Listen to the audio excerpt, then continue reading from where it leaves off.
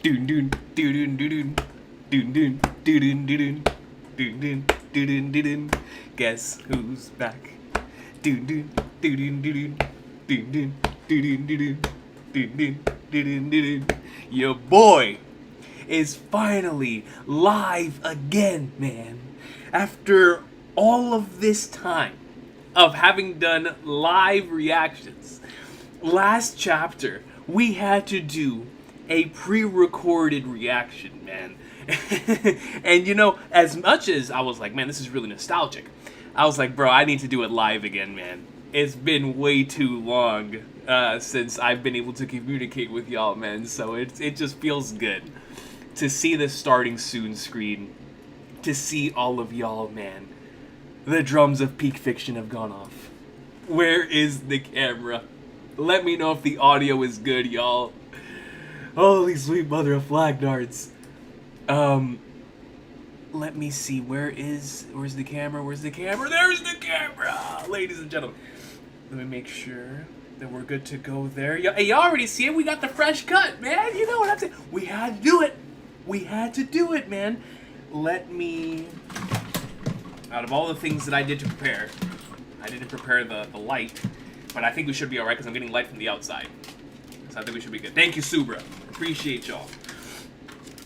Let me see. Dude, an exciting time, man. So I'm about to... Before we delve into anything, I was given a super code red for this chapter at the beginning of the week. So... Alright, we'll put that right down here. But yeah, I was given a super code red for this chapter, which has had me terrified the entire week. Shout out to my cousin, who reached out to me before even like Bweezy and Subra did. My cousin was like, "Yo, bro, you gotta get off the grid." I was like, "Oh, bro, okay, I got you." And so the only things I've done on social media this week is just update on Xenoblade because it's so peak, man. And for the team that shall not be named, that we watched the Final Four on Wednesday. And so that's what we did for this week online, and besides that, we have been good to go, man. And so super excited to see what we're about to get into in this week's chapter. I'll get into the supers in just a second. Before we do that, just in case you're not in the Discord, I am not going to be here for the next couple of weeks, so I have a schedule up because y'all aren't even gonna feel like I'm not here, and you'll see what I mean here in a second. So let me back up so that we can have the schedule here. So this is my Peak Fiction hiatus schedule. On Sunday, May 25th, we're gonna have the AJ and Recon Expedition 33 gaming podcast. It's around 3 hours long. We got Expedition 33 spoiler cast, Trails into Reverie and Trails Through Daybreak, Arcane Season 2, Xenoblade, up until where I was at the point of the recording. And that is going to be what we're going to discuss on that particular podcast. So if that excites you, that is going to be what is going to go up on Sunday. Monday, man. Do y'all remember when I was doing my pre-recorded reaction for last chapter? I told y'all at the beginning of the pre-recorded reaction, I have to do this because I'm in a massive One Piece mood. The reason why I'm in a massive One Piece mood is because on Monday, May 26th, and on Tuesday, May 27th, we're going to go through, for the first time ever on the channel, my favorite chapters of all time and my favorite episodes of all time. And so the favorite chapters list will be a top 10, and the favorite episodes list will be a top 15, both structured entirely different. You'll see what I mean once you watch those videos. So, favorite chapters of all time on Monday for One Piece. Favorite episodes of all time on Tuesday. Y'all have no idea how immensely and incredibly difficult that was to narrow down. But we did it. And it was a super fun time. And so, super excited for that particular discussion when we get around to it. So, that will be on Tuesday. Wednesday, we're going to have the Recon's Top 5 of the Week, featuring Xenoblade, the final stretch of Awashi, and a brand new read that I've started thanks to Mist here on the channel, which is The Ravages of Time. And holy sweet mother of Flagnards, have I been enjoying that. The God Hand of Finance coming in at 10:14 in the morning. That's how we know that we're back to streaming once again. Because the God Hand of Finance will be coming in with 50 gifted memberships. Holy sweet mother of Flagnards, LEG, man. Can't be the stream coach, gonna watch the VOD after. Much love to you, LEG. Thank you so much. Even for not even being a part of the stream after this, to just stop by and drop a 50 membership bump. You are insane. The God Hand of Finance comes up in like swimwear and delivers 50. I don't know how you do it. I don't know how he continues to do this, man. But I appreciate you, LEG. Thank you so much for that. It means the world, LEG. It truly, truly means the world. All love to LEG. 50. Bro, do y'all know what 50 memberships is, dog? So hopefully everybody who got a membership today can enjoy it. Unfortunately, there won't be any membership exclusive videos because I'll be gone for the next few weeks. But when we come back, we'll get on that. Then, for next Thursday and Friday, because I'm not going to be home, but I can't be without my One Piece, right? And so I'm leaving Thursday and Friday of next week open for a potential One Piece chapter reaction wherever it is that I'm at. I'm going to take my iPad with me, and I'm going to see if I can stream it directly off of some sort of software to see if we can at the very least get like an hour to read some One Piece greatness. And so I'm going to leave Thursday and Friday open in case I find a good place with good Wi-Fi and internet. Even if we have to stay civil. I don't know how that's going to happen for a One Piece chapter reaction. But, you know, I've been living with neighbors for God knows how many years. And if they haven't kicked me out, then I'm still here. You know what I mean? Even after all the craziness we've done for these chapters. And so Thursday and Friday, we will be doing that at some point in time. Hopefully for the One Piece chapter reaction. Then on Saturday, because it is the Netflix Tudum event, it looks like we're going to be having a potential One Piece season 2 trailer reveal or some sort of reveal then. If that happens, then wherever it is that I'm at, I will try to see if someone can send me the video as like a downloaded file. I'll pop it open on the iPad and we can watch it there, right? So whenever that thing drops, one of the mods let me know, or somebody just hit me up either on Twitter or on Discord, and maybe even with a link, and we'll be able to make that happen some way, shape, or form, even if I have to be quiet for the entire thing. So that is the plan for the first week. So once again, Sunday, AJ collab. Monday, favorite chapters of all time. Tuesday, favorite episodes of all time. Wednesday, Recon Stuff 5 of the week. Thursday and Friday, open for the One Piece chapter reaction, if there is one next week. And then Saturday for the live action, for a potential live action trailer.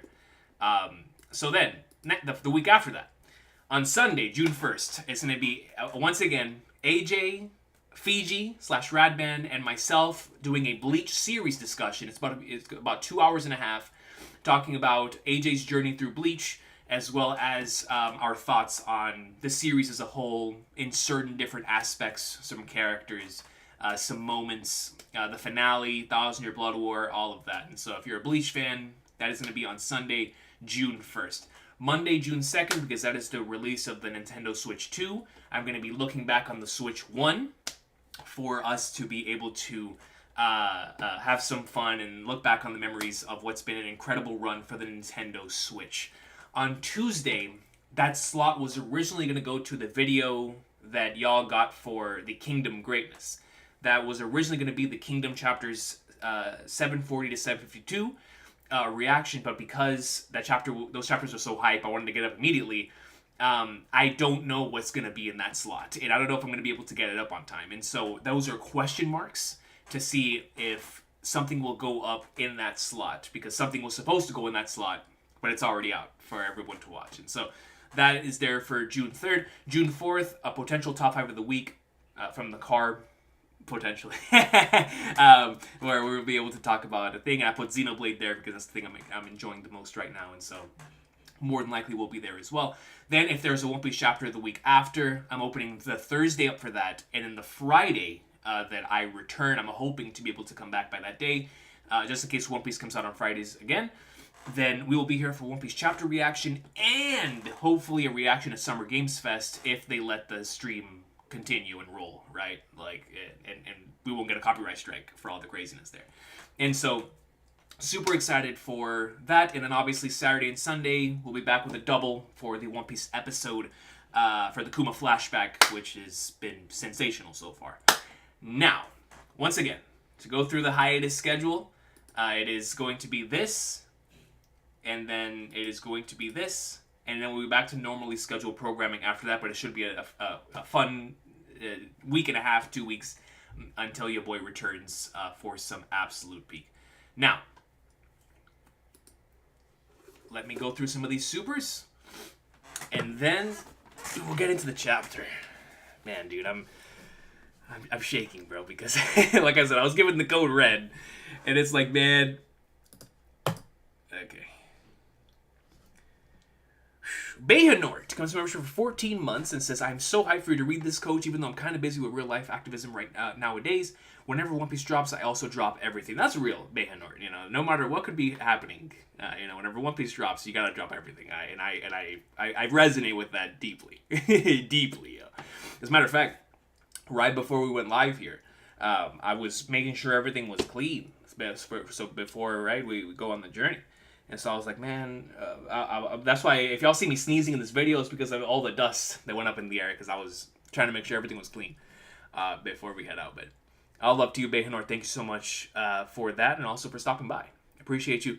Phoebe! Yo, I feel like I haven't seen you in a minute. I don't think I've seen you since the beginning of the year. Phoebe Kira Tokyo comes in with a 10. Yo, it's good to see you. Guess who's back? Back again. Hey, King, I hope you remember me. Of course. Of course. My One Piece break is over, as I unfortunately got spoiled too much and had to get back to it. With how this year has gone for our beloved series, it's kind of crazy that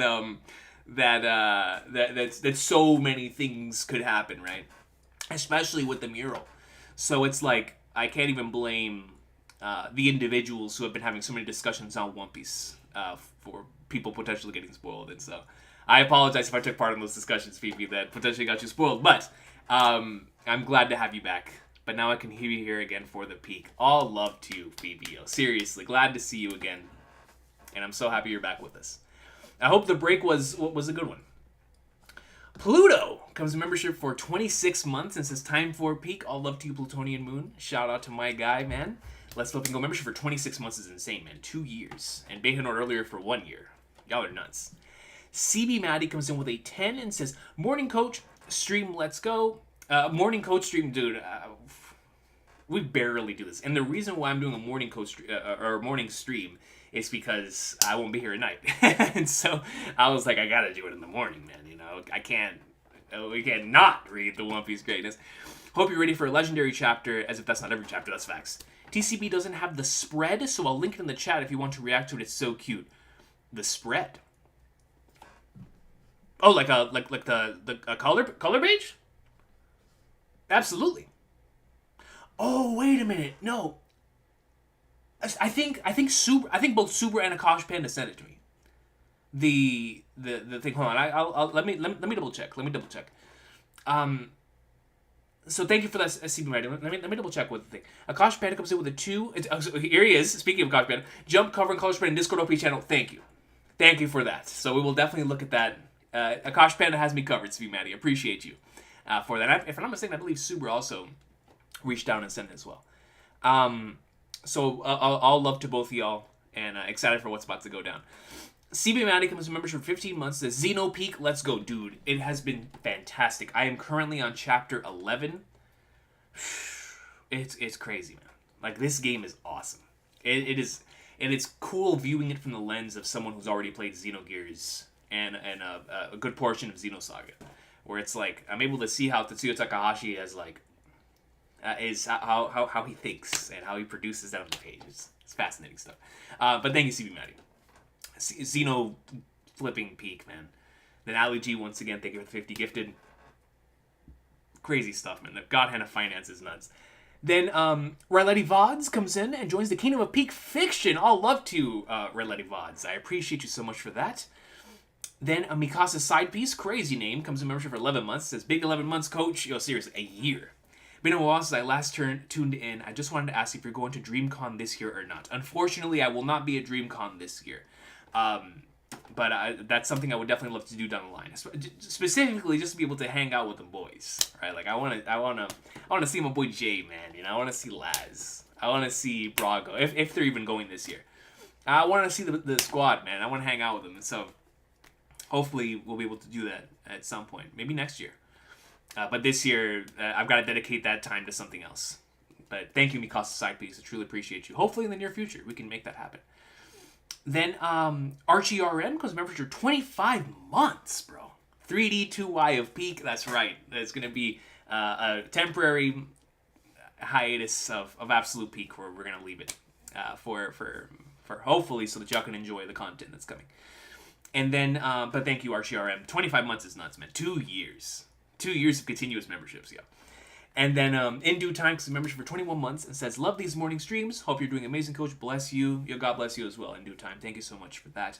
And yeah, man, I wish I could do the morning streams more often.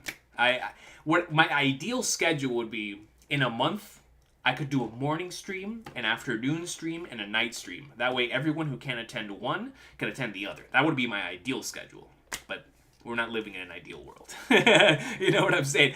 And so that would be like the ideal, right? Like we do one in the morning, one in the afternoon, one at night. That way all over the world, people can at least once a month tune into the One Piece streams. That would be the ideal. But appreciate you In Due Time. Thank you so much for that. Then Animaniac89 comes membership for 15 months. It says, shout out to you, coach. This chapter is gas. So Animaniac is also giving me a code right here that the chapter is absolute gas. Now, without further ado, let's go ahead and get into... Have you played Expedition 33? Yes, I have. I both have a spoiler cast up on the channel already for my personal Expedition 33 thoughts, and then on Sunday, I'll be having an Expedition 33 collaboration with my boy AJ. And so, whichever one you want to watch, we'll have my thoughts on Expedition 33 on it. Let's go ahead and start the poll for... Read the title. Alrighty, ladies and gentlemen, let me know if I should read the title. Now, just in case I'm not able to scream in next week's chapter video because I have no idea, you know, where we're going to be reacting from. This is going to be my opportunity to hype up where we're at and to hype up the beauty and the awesome sauce that was last week's chapter, man, because y'all have no idea how much I enjoyed it's Rania, right? Rania? Because I believe one of the comments told me to silence the J with a Y. The Rania greatness of last week's chapter, man, that junk touched my soul, dude. It touched the inner workings of my being. I was like, yo, what a legend. What a legend. That was honestly, like, I loved the Scopper stuff, and the Robin stuff was awesome. But the highlight for me really was that speech, bro. Like, that junk hit, man. And it was the reaction speech, too. I was like, no, bro, this is speaking to the core of the entire arc. And so I was like, yo, this is beautiful, man. And now we're going to be able to see what happens after that. The continuation of that. We've been given the code red. We've been given the code blue. And it is time for us to sink in and see what in the flying flagnards does chapter 1149 have in store for us. Right in the middle of us about to get the God Valley flashback, or at least a piece of it, in the anime. What in the world are we about to get? And the manga awesome sauce of the best-selling manga in history, man. And so, listen, bro. There are certain instances where all that you would want an opportunity to do is just to be able to stream for endless amounts of hours based on whatever the flying flag is happening on One Piece. It could even be an alright, you know, lukewarm chapter. Or it could be an absolutely phenomenal chapter. And either way, I'll just want to discuss it for as long as I possibly can. If only we had all those hours in the day, but we don't. The limited amount of time makes these things valuable. Limited amount of time makes these things, makes these discussions, these moments, that much more impactful, because there is a moment of finality to them. They don't last forever, and you don't know when you're going to get them. And based on the amount of code reds and code blues I've gotten, I'm hoping that today will be one of those days. That we sit here and are like, holy sweet mother of flag nerds, we are experiencing peak of the peak, man, of Ichiro Oda's masterpiece, what is currently the second best-selling comic of all time, and Clark Kent better watch his back, because we're collaborating with the Lakers, we're collaborating with baseball teams, we're collaborating with Dortmund and Bayern Munich, and we are in there like swimwear, because it is the one, the only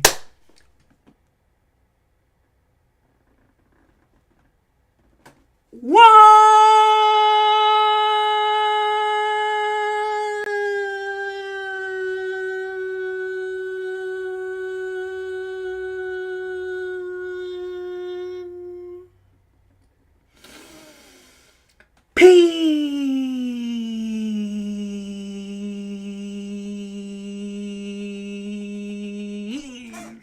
Let's go, y'all. Hold on. The iPad. Where is... I can't find my glasses. Where'd my glasses go? Oh, here they are. Let's flip and go. It's time, yo. It's time.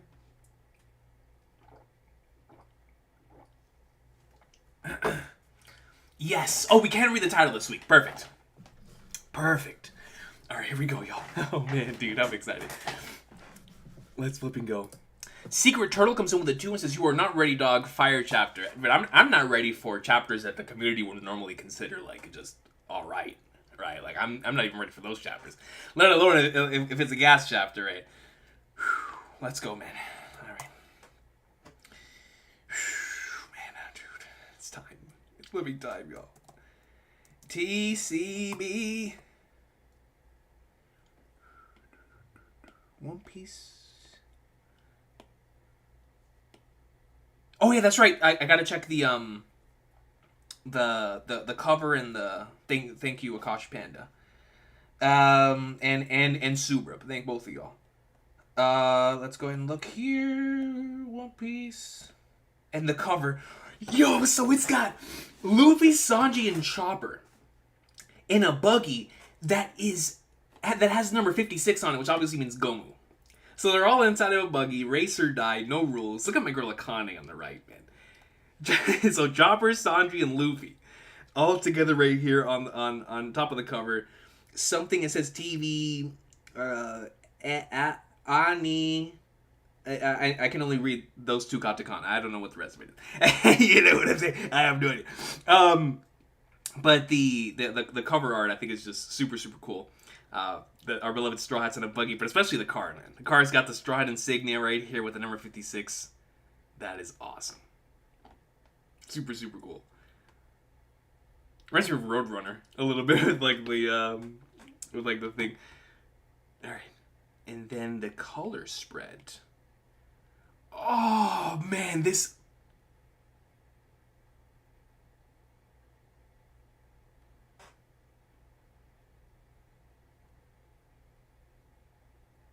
Yo, Ichiro Oda, you can't give everyone what they want. This man gave us Nami and Robin in maid outfits in the same color spread as Sanji, Zoro, Luffy, in suits? In suits? Yo, watch out! No, Lilith looks mad cool too. Lilith looks mad cool. But bro, maid, Nami and Robin? Oda, man! You shouldn't have! You shouldn't have! Bro, and then we got the straight up suited up gang like we're in Hitman Reborn? Nah! Looking fire! Dude, look at how raw the lamb on top looks. I need to switch places with that guy. I want to be at this party. Yo. Luffy's eating out of something called My Gold Mine. My gold mine. Crazy. What an awesome color spread. I love this. Botakuri Maid Cafe.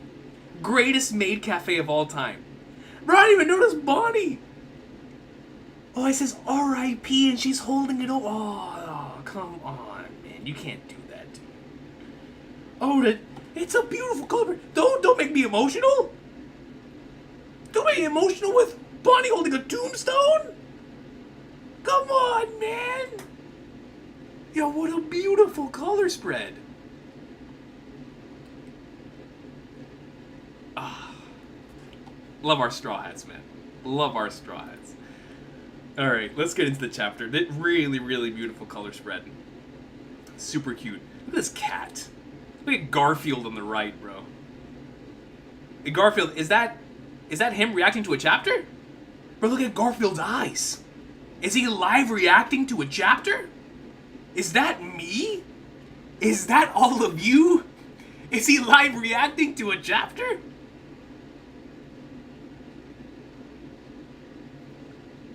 Man.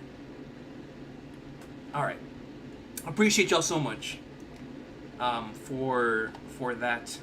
Let's get into the chapter. Telegram? I don't want a telegram. What is this? No, I lost the chapter.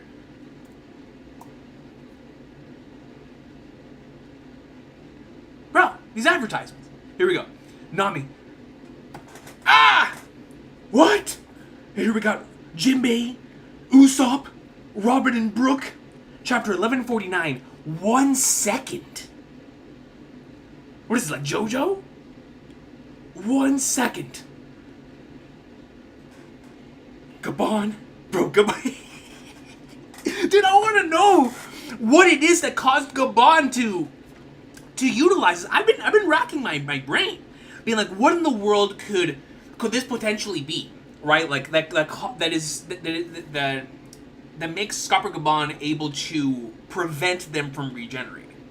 And what is it that we're going to have to learn, right? Because we're going to need this whenever we fight anything on top of the food chain, right? All of these individuals can regenerate. So it's like starting from the Holy Knights. So it's like, if that's the case, then how in the Flying Flatliners are we going to be able to keep up with that, especially in the endgame of the series? And so Scopper Gaban doing at the end of last chapter was just so huge. It was like, okay, now there's a golden path before us. Who is that? The Pirate King's left hand emerges from nowhere. Yeah! Why did that work? What did you do? I'm rusty. What is it with old dudes in One Piece just not being able to say I'm raw? It's always, I'm a little rusty, man. They just gotta flex. They gotta be like, yo, I'm not in my prime anymore, I just one-shotted this guy. But I ain't in my prime anymore. Like, yo, get out of here. Get out of here, dog. It's like an NBA player that's like past their prime when they put up like 60, like, oh, I'm all rusty. You know what I'm saying? It's like, bro, you got it. You're him. You're him, man. It's a consistent thing with all the old dudes in this series, dog. It is so consistent. It's so consistent. Like, yeah, man, I guarantee you in his prime, he's probably splitting the island in half, but as an old dude, he's just one-shotting this guy, like, crazy stuff, man. Crazy stuff. My boy said he's rusty. He's rusty. Oda's author comment, I rented a garden and threw a party with the anime staff. It's a warm and cozy space. Look at Oda. He said he rented a garden and threw a party with the anime staff. How alright is that? Like, how goated is that? This man said he rented out a garden space. How much does it even cost to rent out a garden? My boy Oda said, yeah, y'all have been cooking. Let me put out some rewards. You know what I'm saying? Let me go speak to the individuals who are producing greatness for the staff. This is why the One Piece anime is on fire right now, man. When we're having parties with the anime staff and Oda. These are individuals who are obviously both in high morale, man. We love to see it. We love to see it. It's a warm... Shout out to Ichiro Oda, bro. He's a good boss. He's a good boss, man. Gaban? Gaban flips the axe. Turns it. Is he going for another attack? Briar Barrier. Briar Barrier. Oh, it brings up the thingies. He's in control of the thorns. And they block the attack. We see a little bit of the lightning that we saw at the end of last chapter. I just don't know if that's Conqueror's coding, man. I don't. I honestly don't know. Briar Barrier, he comes in, he hits it, and it looks like it lodges into the thingamahoo here. Ugh! Flips back. Mountain Eater. Where are you in Elbaf? Doesn't even call him by his name. You know, bro, that's like one of the coolest things in One Piece to me. Whenever an individual is able to like show up, and then people call them like, oh, like when Rayleigh shows up, dude, you're the Dark King. You know, like, yo, you're the flipping Dark King. When Whitebeard showed up to Marineford, they're like, yo, that's the world's strongest man. You know, like they're calling him by their titles, and I think I just think that's so cool. When Mihawk shows up, it's like, yo, that's the world's strongest swordsman, man. You know, that's always one of the coolest things about the series. And my man's just like, yo, that's the Mountain Eater. What in the world is the Mountain Eater? Which is a raw name, by the way, or a super raw title. Imagine you being called the Mountain Eater. The Mountain Eater, where are you in Elbaf? Come on, bro. Nothing wrong with a serious talk, right? And he goes in. Oh man, the anime's gonna go ham for this, bro. And he's just wailing away. Ugh. You met him at the castle.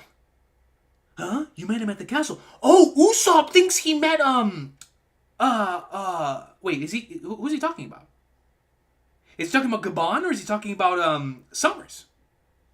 Because I was about to say, if he's talking about Summers, then he's referring to the fact that, one of the Holy Knights could have potentially met up with Gaban when they first entered.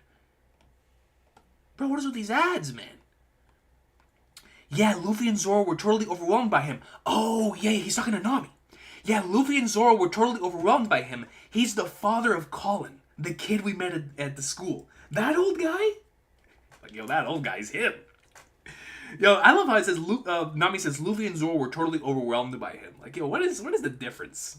What is the difference between us, man? That's great. What is the difference between, like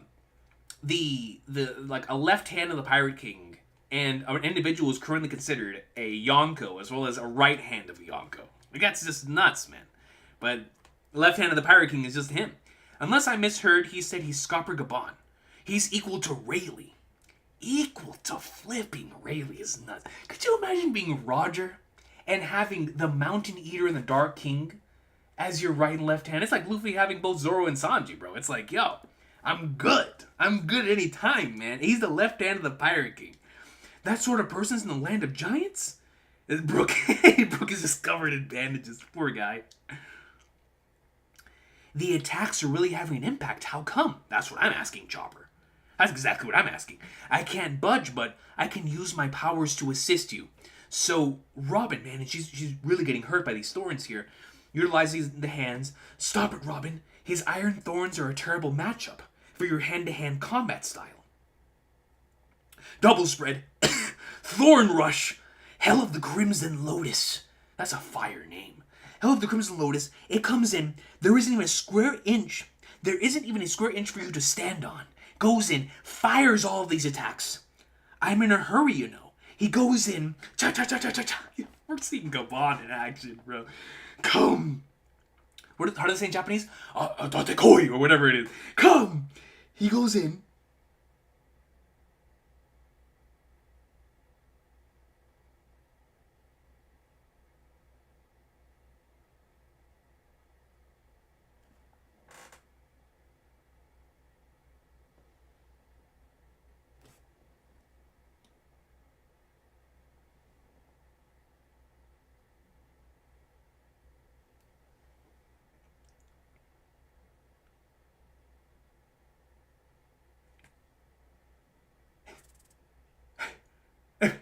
Am I reading Kingdom or what?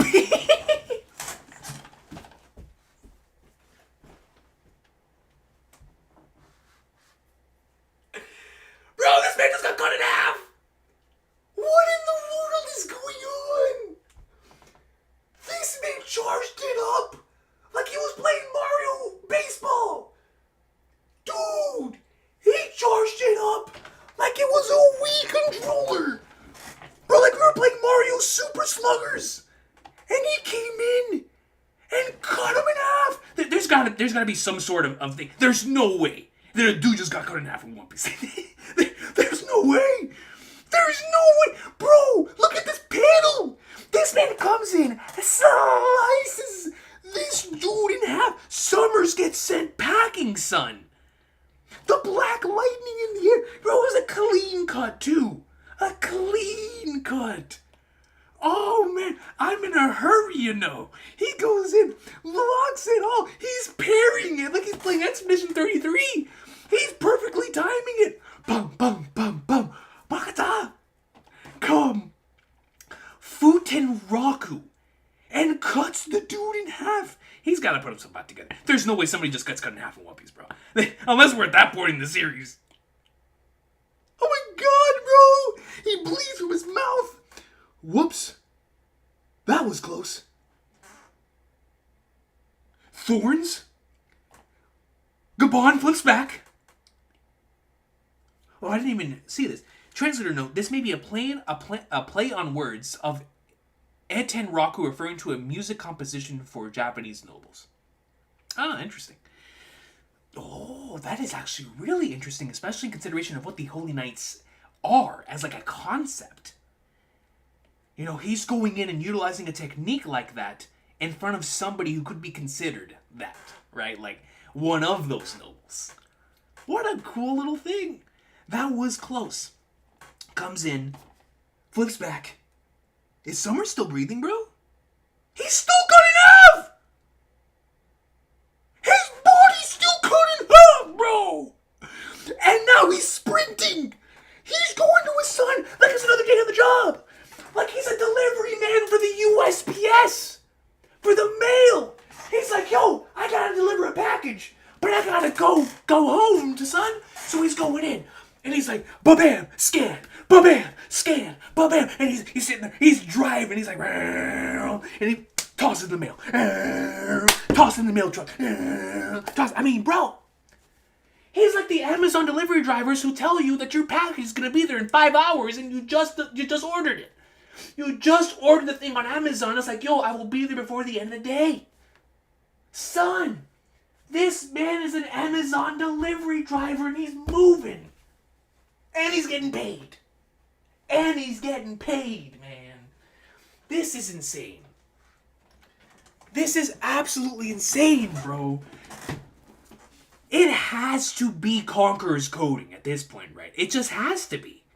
It has to be Conqueror's coding. What else is capable of doing this? Why else would Kaido say that hockey is the thing that rules over the world? Those who have hockey will be the one that stand on top.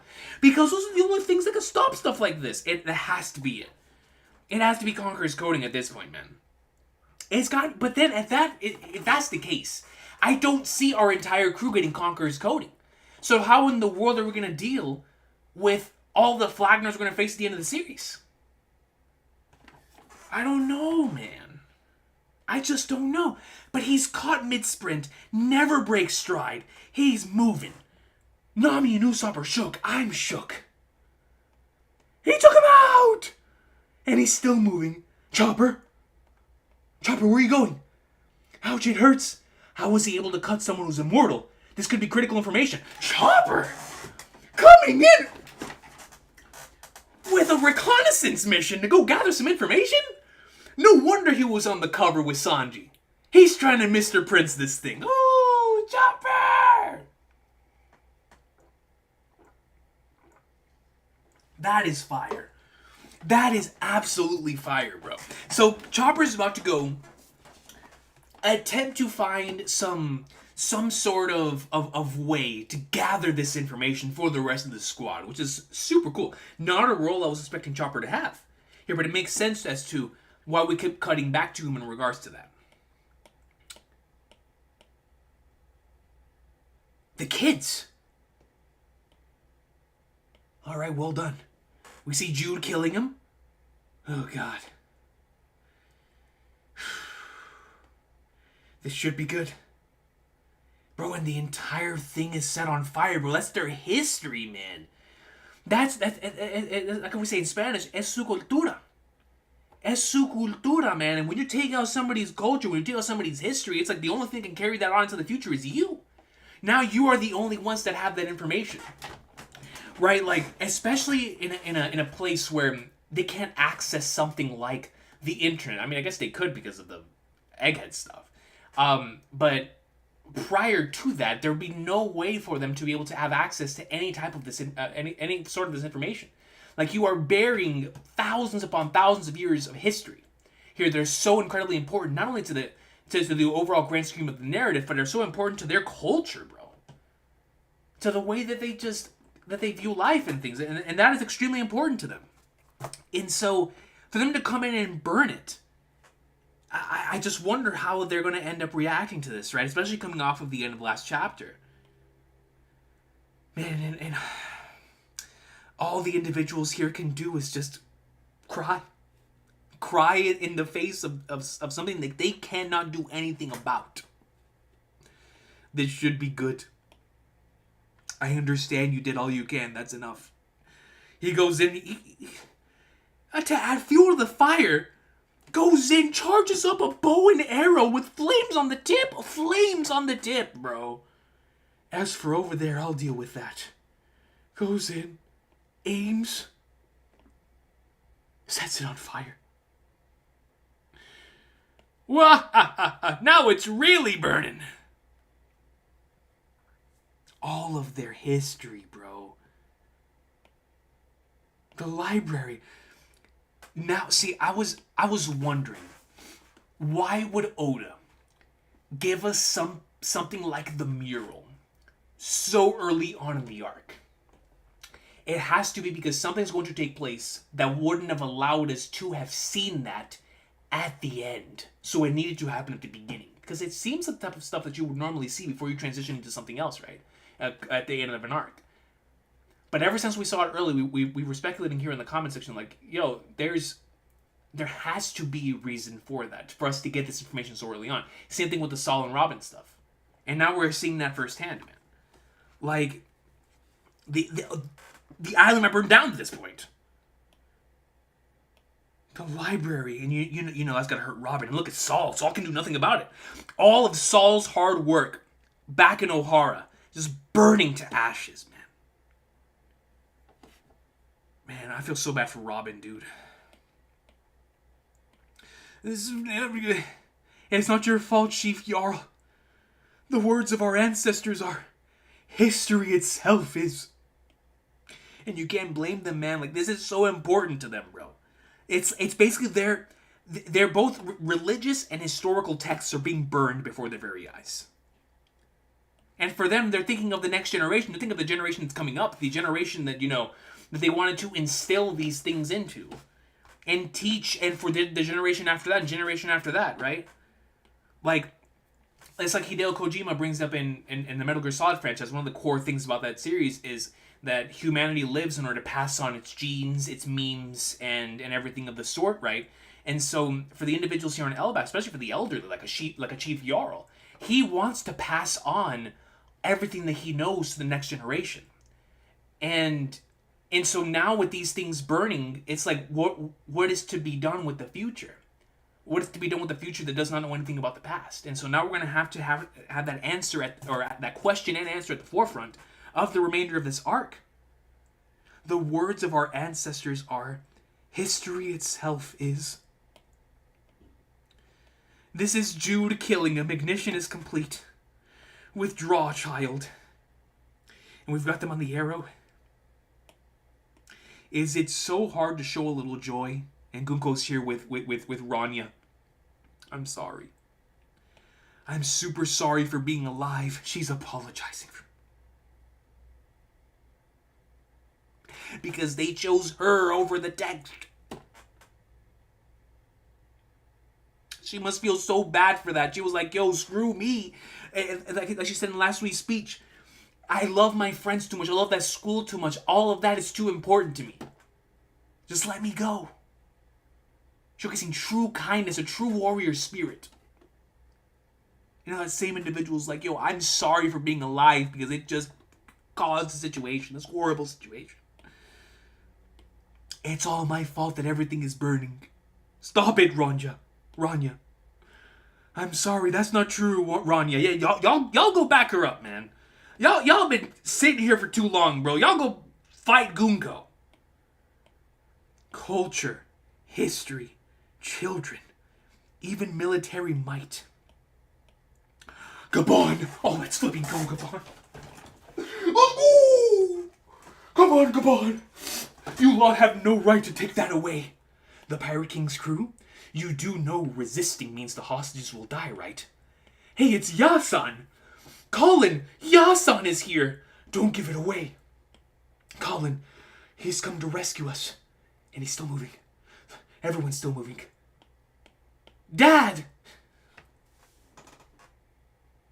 And it's like, I can't blame him. He's happy to see his pops. But it's like, oh, don't give it away, man. Just please don't give it away. Hey, everybody, that's my dad! That's my dad!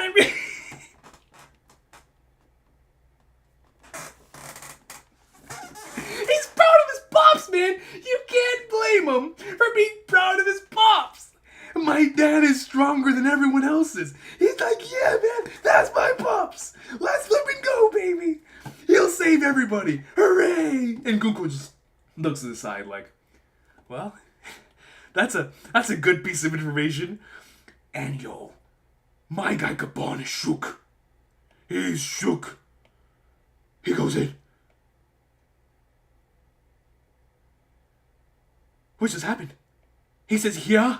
And he cuts? What did he cut? He's like cutting, but it's shifting. What is going on here? What am I looking at?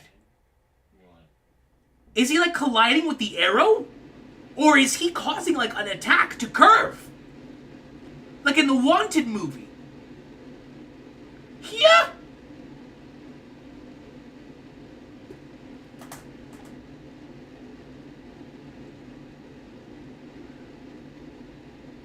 Wait. Gunko flash step, that's what it was. Gunko flash stepped. So Gunko flash steps all the way over there to Colin. Oh, we see her riding on the arrow. Okay, I see what y'all are saying. She rides on the arrow, Tony Hawk Pro Skater style. Just makes it all the way up there, up to Colin, and now has the blade at Colin's neck. Off you, if you insist. Get off me. Challenging me means only one thing. This is my last chance. Yo, look at that sword, dude. This is my last chance. If I act now, the fires can be put out. The kids can be rescued, and Elbaf will be saved. It'll have to be done in an instant. Colin, just give me 1 second. The title of the chapter. 1 second. Hold on, you're a strong kid. I got it, Dad. I'm a warrior. Please defeat her. Just bear with the wounds for now. I'll save you. Gaban, man. A life cannot be taken. A life taken cannot be returned. Colin. He's our child, Yasan. Ripley. Ripley's, believe it or not, giving birth to Colin. Bro, look at Scopper in this panel. Oh, that's beautiful. He's such a big cutie. Thank you for giving him life, Ripley. Thank you for giving him life. How beautiful. Like, yo, only you are capable of bringing this individual to life, yo. Thank you for bringing him into life. My pride and joy. This is a treasure of a lifetime.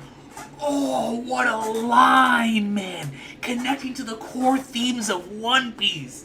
Of like, everyone has their own individual treasure. And remember, this is an individual who has seen the One Piece. This is an individual who knows about the Void Century. This is an individual who has gone through this journey with Roger and seen the riches and the craziness of the world. But his treasure, the thing that he values most, is his kid, man. That is his treasure. His child. How beautiful is that, bro? The left hand of the Pirate King. Be like, man, I have discovered what my true treasure is. And that's Ripley and Colin, man. This is a treasure of a lifetime.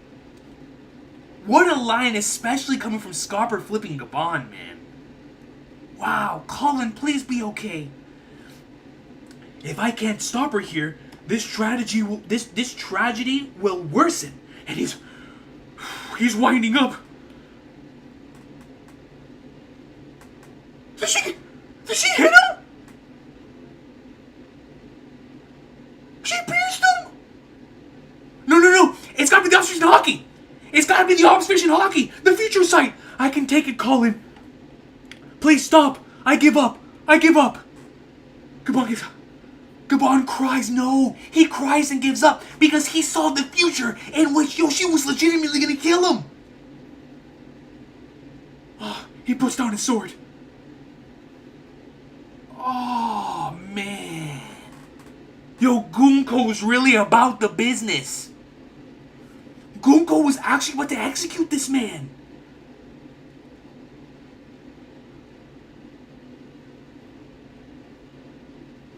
She started the pierce in real time. So she starts the pierce, and he's like, yo, screw it, I'm done. I'm putting my sword down, I'm done. I'm putting the axe down. Please stop, I give up. I can't blame Gaban, man. I can't blame him. I'm sorry, Elbaf. Such a weak being. Fires the arrow. Y mira lo manda a fusilar. He sends him flying. She sends the man flying. Arrows pierce through his chest. The man got 3 arrows. I'm gonna assume 1 in each kidney and 1 through the heart. Oh, man, dude. I'm sorry, Colin. It must have hurt real bad. Sorry. Yo, the holy flipping nights, bro.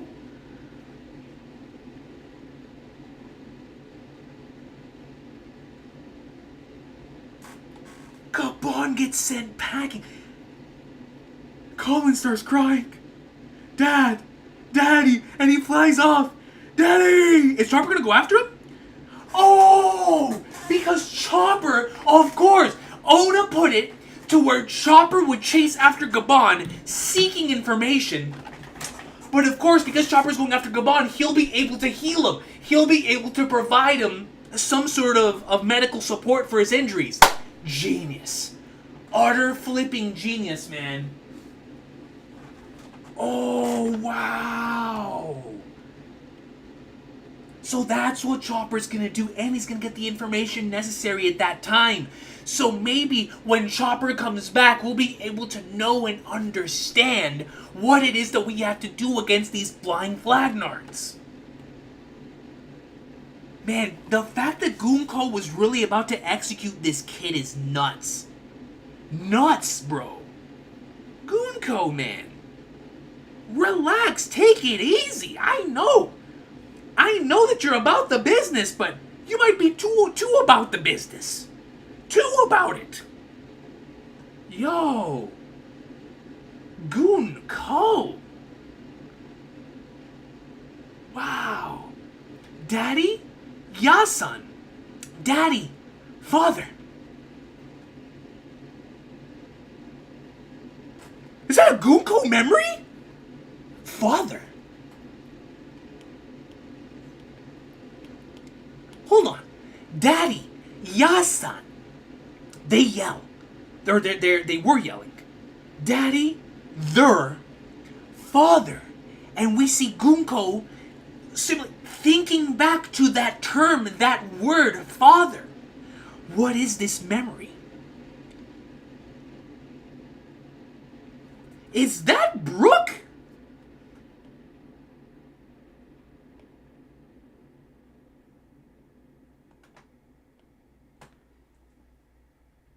Is that... Well, that's obviously not Brooke. But who in the Flying Flaggers is that? It shows him with an arrow that's tall just like Brooke. What is this memory? Oh, so Gunko's remembering something that was like locked away. So this is probably her. She's with this Afro dude. Is this Afro dude her pops? You see, My dream is to be a pirate. Her pops was a pirate? Who is this? She's losing her mind. Father, what is this memory? You see, my dream is to be a pirate. Bro, what the heck is going on? What is going on? So, the one on the right, I'm assuming, is her as a child. Yelling father. Then it comes back to the present. What is going on with this memory? Then another memory with her walking with the father. Stuff music is playing. They're doing the yo ho ho. Is this Brooke, dude? Don't tell me Brooke. What is going on, bro? I don't know what's happening anymore. You see, my dream is to be a pirate. They really do look alike. Wait, hold on, bro. I can't get away from this. Who is this dude? Bro, you see, my dream is to be a pirate. That can't be Brooke, but it's someone who knows being sake.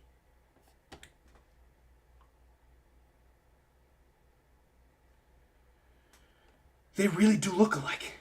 We've got to think of an escape plan. Oh, my apologies. Brooke, don't tell us. It's Brooke. Brooke's about to tell us he has a kid. Brooke, man. I took you for being a good dude. Don't tell me you were a deadbeat pops the whole time. This man was a deadbeat pops the whole time, bro. Oda, what are we doing, bro? I thought the Brooke thing was gonna pay off in some capacity with him being the reason why Gunko was gonna turn to our side eventually.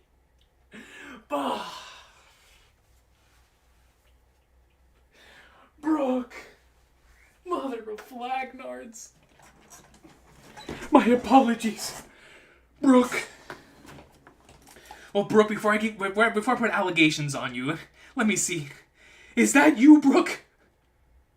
She knows Brooke! She knows Brooke!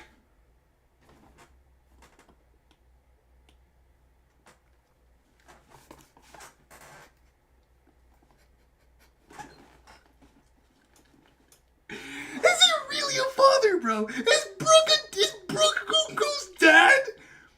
Is that you, Brooke? Goes to the side, Cree. Well, how do we make that sound effect? Cree!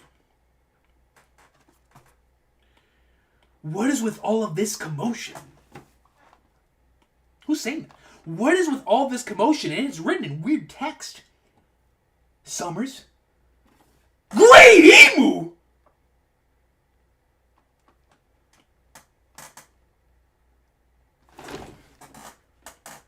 Cree? What is it? That's Emu's...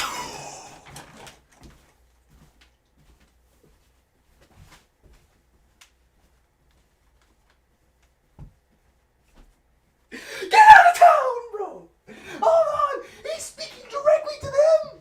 He's speaking directly in sword! Wait a minute. Hold on, bro.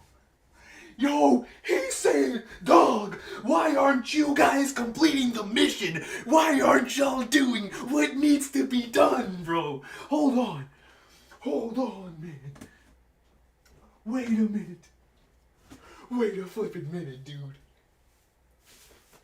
Yo, Emu. Oh my god. Hold on.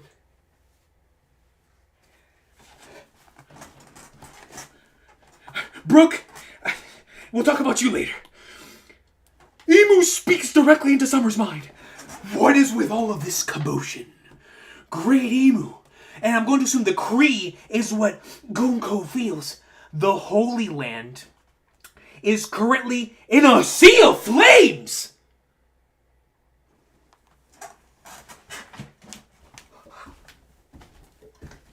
What is going on in the flipping One Piece world, bro?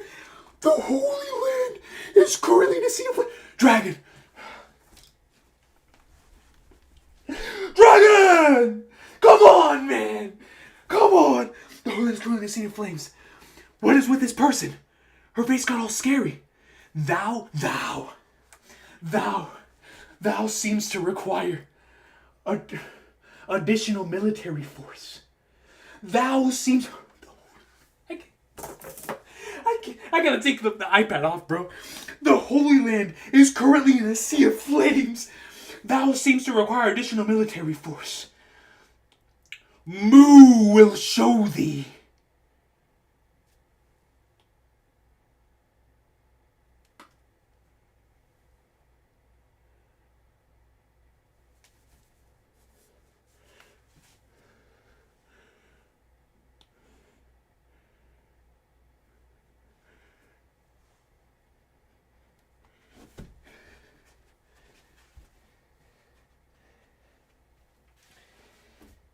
What am I looking at?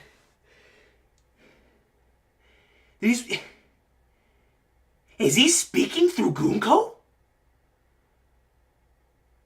Did he possess Gunko?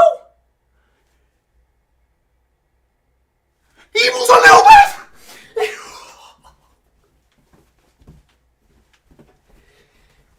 Evil's on flipping Elbaf!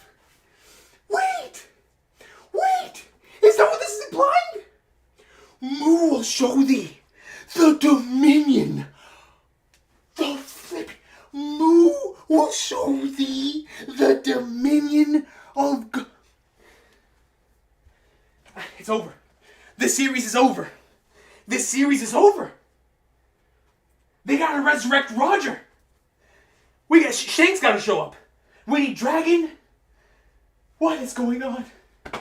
What? Am I reading that correctly? Emu. So Emu is on Elbaf. Bro, I can't breathe. Yo.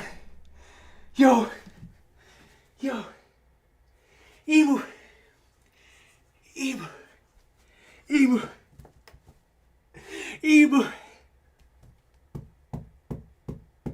I can't breathe, man. Yo. There's no way. There is no flipping way that Emu can just directly take over individuals. He's on Elbaf. Mu will show thee the dominion of God. He's like, yo, I need y'all back at the Holy Land. We're ending it. I'm ending it here. I'm ending it now. Oh, God. We're all gonna die, bro. Elbaf's getting deleted off the map. Look at the conquerors behind. Look at the conquerors. Instant messenger, Sama.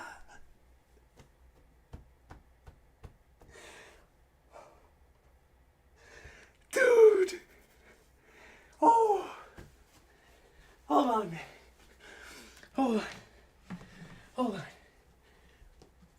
Wait a minute. Dude. We gotta take this from the top. Man. We gotta... Yo. Hold the flipping phone, bro. Brooke and Go. I'm sorry, I can't even concentrate on that. Emu's on Elbaf, boys.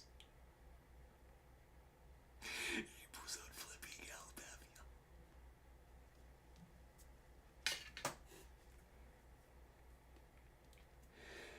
Emu's on Elbaf. What does that mean? What does that imply? The whole rest of the arc just changed.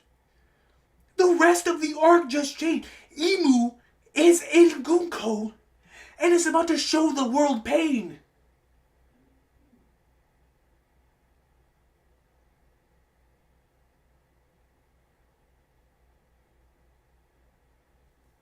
Oh, I haven't sweat this hard in God knows how long. The dominion of God. That is the craziest line anyone's ever said in this series, bro.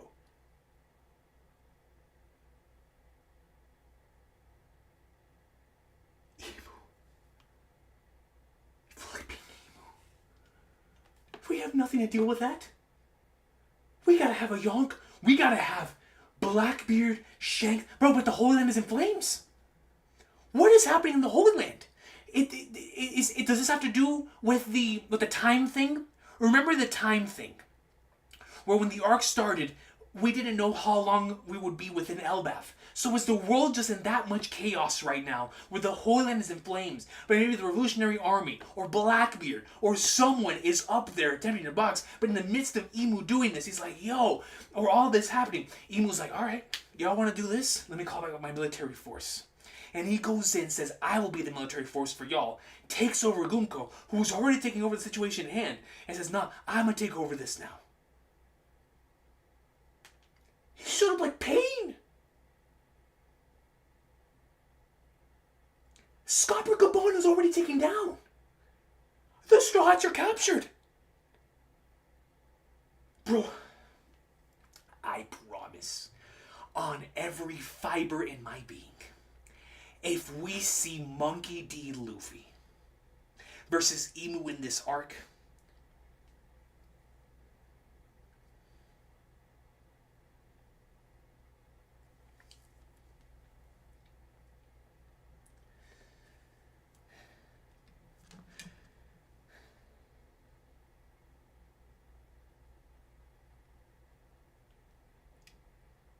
why did I have to put out that top 10 chapters of the year, or of all time video? Why did I have to do it? Oh, this is crazier than the Gorosei showing up to me. This is, bro, all 5 Gorosei was like the craziest thing I'd ever seen. But my God, Emu, and in the same breath, says that the Holy Land is in flames. Right? Is the camera still working? Bro, yo, Dragon, man, is Dragon?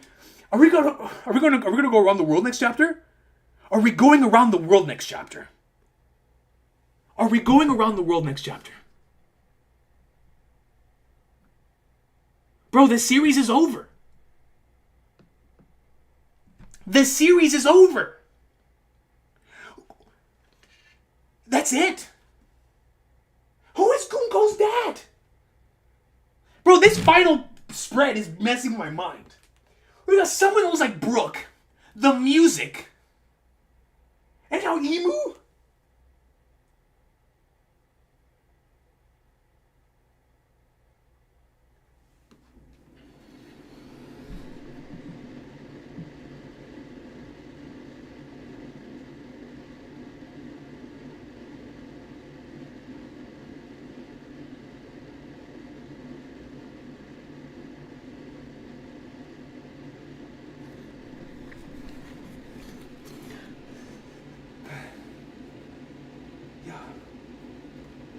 Yo.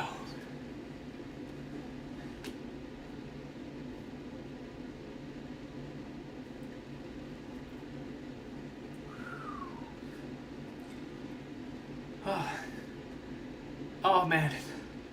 I just did enough exercise for years. Brother, I am sweating, man. That final page got progressively more intense.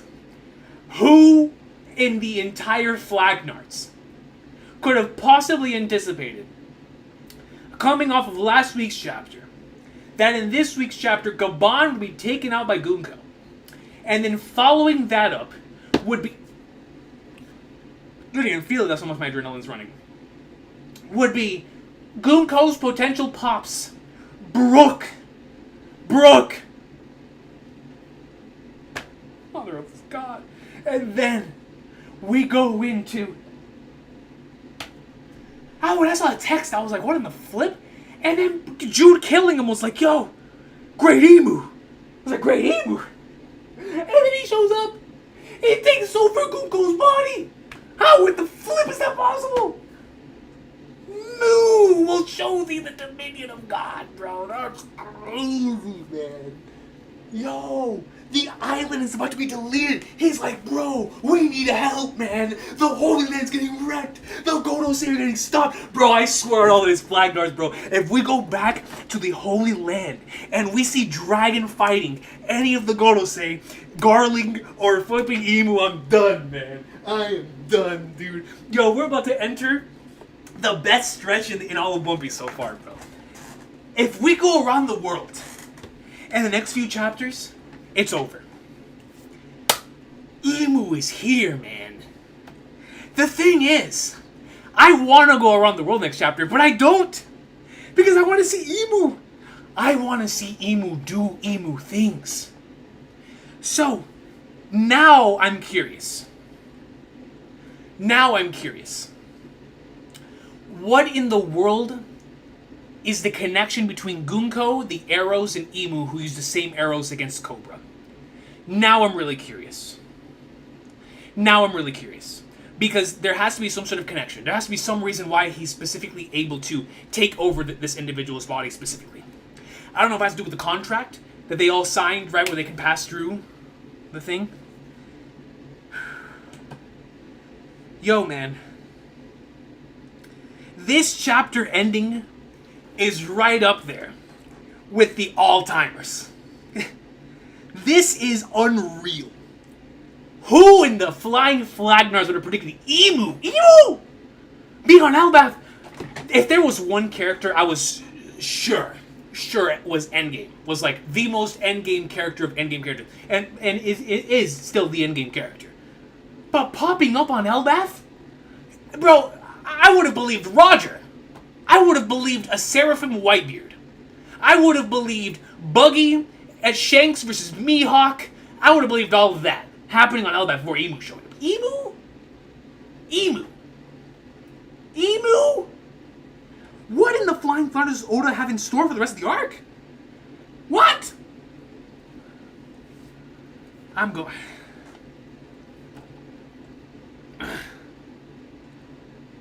let me read the supers. Let me read the supers. We gotta talk. But it's putting tears in my eyes, man. Emu showed up on flipping Elbaf, dog.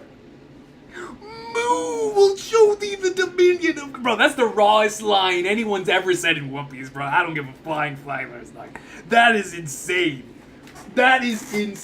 Man. Oh my gosh. Oh, okay. Let's read some of these supers. I need to breathe.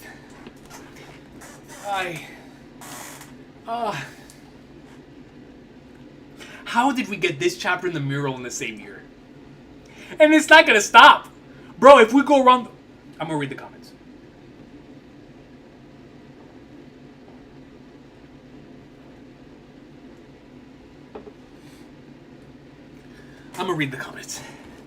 Riletti Vods comes in with a 10. This is not around here often, but I love your enthusiasm and love for the series. This chapter's insane. You're gonna love it. Thank you, Riletti Vods. I truly appreciate you for the kind words. I hope you put out a prayer for me, because I legitimately almost passed out reading this chapter. Bro, I was hyperventilating there for a second. I legitimately was like afraid that I was about to... I need a life alert. You know, I almost needed some life alert, man. I was about to be the Jaguar D. Saul meme of like, yo, I've fallen and I can't get up. Because, son, I couldn't breathe. I could not breathe, man. At all. Good Lord Almighty, man. I appreciate you, Riletti Vods. Thank you so much for that. I gotta take this off, man. I'm sweating so hard. Thank you so much for that. CB Maddie comes in with a 5 and says, a child is their parents' weakness. Dragon. Bro, Dragon knows this happens. That's why he needs Luffy far away. He's not a Yasop. He made a sacrifice. Bro, stop. Don't do this to me, CB Maddie. Stop. You're telling me that while he's attacking the Holy Land, he's specifically...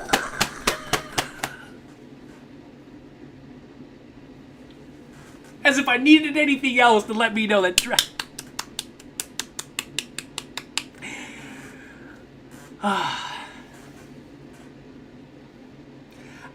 bro, if at any point, I don't give a flying flag, if at any point and within the next volume's worth of chapters, we see Dragon in the Holy Land, I just do not care what else happens in that chapter. Unless Emu fights Luffy in that chapter, that is forever going to be cemented as an all-time chapter for me. And if Emu does fight Luffy in that chapter, That's a top 5 chapter in the history of One Piece. No question. I don't give a flying fly.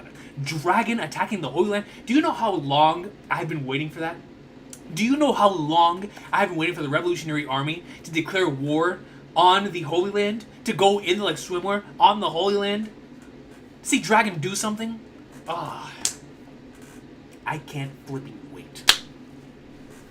Oh man, I don't care where we read the next chapter. I'm gonna read the next chapter in a Dairy Queen, in a McDonald's, in a Zaxby's, in an Applebee's, anywhere that has Wi-Fi. Starbucks? Don't give a flying flag. We're reading it. Live and in charge. I appreciate you, Maddie. Thank you so much for the 5. Akash Panda comes in with a 2. Please do me a favor. Watch your 11:34 stream at 3:16. 3:16. Where's my phone? Bro, I launched everything into the horizon and Emu showed up. Where's my phone at?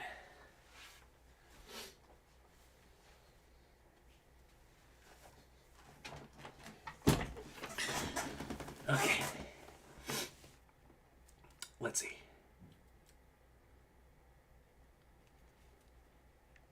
The 11:34 stream.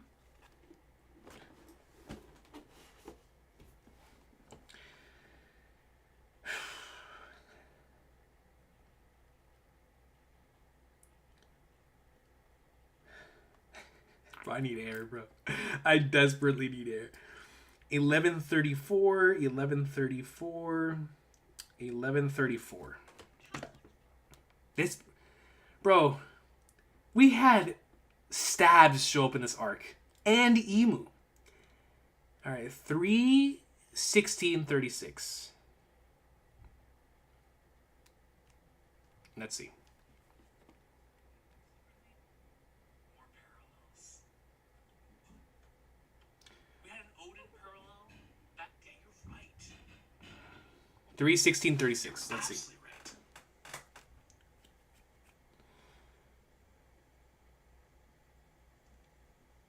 Semester Sama comes with the 2. It says a stab. If stabs fails, I'm a pull up.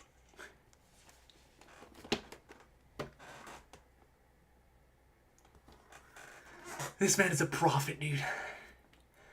This man, Instant Messenger Sama, came into my stream for chapter 11:34 and said, if stabs fails, I'm gonna pull up. And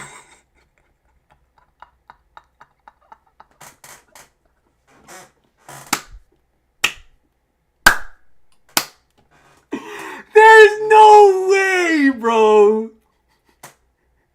There is no way that Instant Messenger Sama called that happening in a super chat. Instant Messenger Sama said, if stabs failed, I'm gonna pull. That's nuts. Yo, Akash Panda, how in the world did you remember that, bro? That is crazy. That's a crazy flex. That is a crazy flex. Yo, that's nuts. Wow. Thank you, Akash. I definitely would not have remembered that. That is crazy. Lonely Mage comes over. How did he call that, bro? How in the world did he call that? Lonely Mage membership for 27 months says, Final War is here, boys. Saddle up. If that's what this means. Because, yes, it has to, right? Like, the Revolutionary Army declaring war on the Holy Land is what sets up the Holy War, right? And we were all thinking that's potentially what's going to happen on the outside world while Elbaf is happening. And so that now that it's actually confirmed, it's like, bro, this is Endgame. If Mural Piece did not show you this, that we're in Endgame One Piece, we're now officially in Endgame One Piece. There's no question. This is now going to be a straight fire. Elbaf, Lodestar, Laughtail, we're going. Final wartime, baby. Final flipping wartime, man. And it's going to be nuts. It's going to be absolutely nuts, man. I'm not ready, Lonely Mage. I'm not ready. Thank you for the membership. Subra comes in to the Kingdom of Santa Has. Appreciate you, Subra. Thanks so much, yo, for all that you do for the channel. All love to you, man. Hope you had a good birthday. Bayonar comes in with a PLN 50 and says, before we could even process the Brooke information, we got hit with Emu and Emma. That's what I'm saying, Bayonar. Like, I was sitting there like, that guy looks like Brooke, but it can't be. And then Guka looks over at Brooke, and it's like, hello? What are we doing? And then Jude killing him says, Emu? And then Gunko is Emu. Long hair. Conquerors all over the back. The only other time that we saw Conquerors like that was when Joy Boy unleashed Saki, where it covered the entire screen in the electricity. I was like, bro, what is going on? Emu. Also, is possessed Gunko's hair growing? It appears to be, or maybe that's just Gunko's natural hair under the hat. I could take, or could she take on Emu's appearance? So you think Emu's appearance is that of the long hair? Is Emu a woman after all? So hype. Let's flipping get it. I'd be down for that, especially if Emu, if that is letting us know that Emu potentially takes over Nefeltari Lily's body, which is what so many theories ever since Generation 85 have been indicating towards. So if that is the case, then the long hair thing would definitely lead into that. The Great Moo, man. The Great Moo. Oh my, I can't believe it just happened. Bayhanor, thank you so much for that. You're so right, though. I'm gonna need an eternity to flip it. There should have been a break after this chapter, but I thank God there's not. Man, I thank God there's not, man, because we could have talked about this chapter for ages, but man, I'm so glad there's not. I'm so glad there's not. Thank you, Akash. Akash Man comes in with a 2 and says, "No way, Emu just grabbed the controller from Gunko." straight up. Emu was like, Emu grabbed the controller, and Gunko was like, I'm doing my thing, going ham. Emu said, "Let me take that controller, man. You're slacking.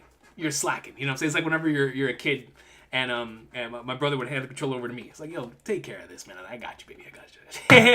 I got you, bro. I got you. I'll take care of the situation at hand." And don't tell my brother that. He's better than me at games, but but so it would be right. Like it would be a situation where you hand the controller off to somebody who's better at the game, and they can take care of the situation at hand. You know. Appreciate you, Akash Man, and thank you so much for the 2. Lacey Mofus goes to membership for 28 months. And says, oh man.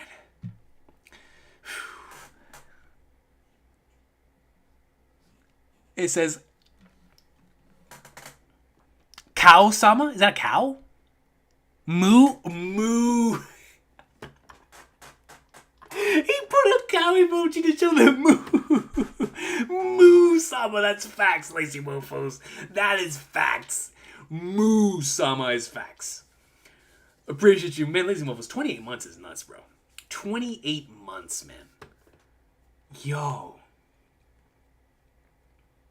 Moo-sama. I can't believe Emu's here, bro.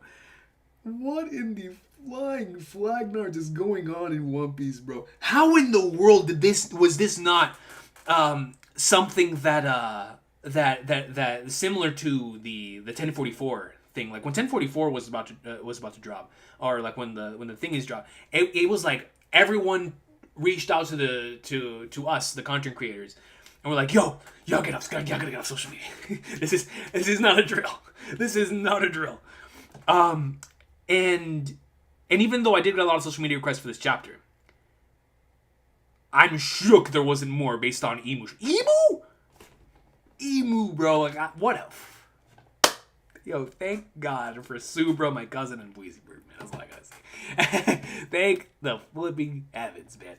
Steve Manny, thank you so much for the 5. And says, also starting to think Emu is not in silhouette. That's just how they look. And maybe Joy Boy did this. Oh, so you think Joy Boy permanently put Emu in this state? In the state that they're in. That looks like a silhouette. That's interesting. Permanently within that, without their own body. And now they can only take over other people's bodies. That's a fascinating idea, Steve Maddie. We'll keep that in mind.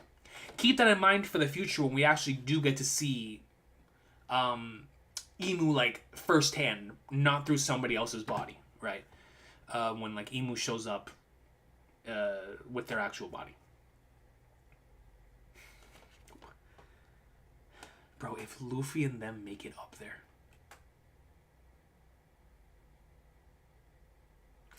if we get a chapter that has Luffy, Zoro, and Sanji throwing an attack, and Loki throwing an attack at Emu,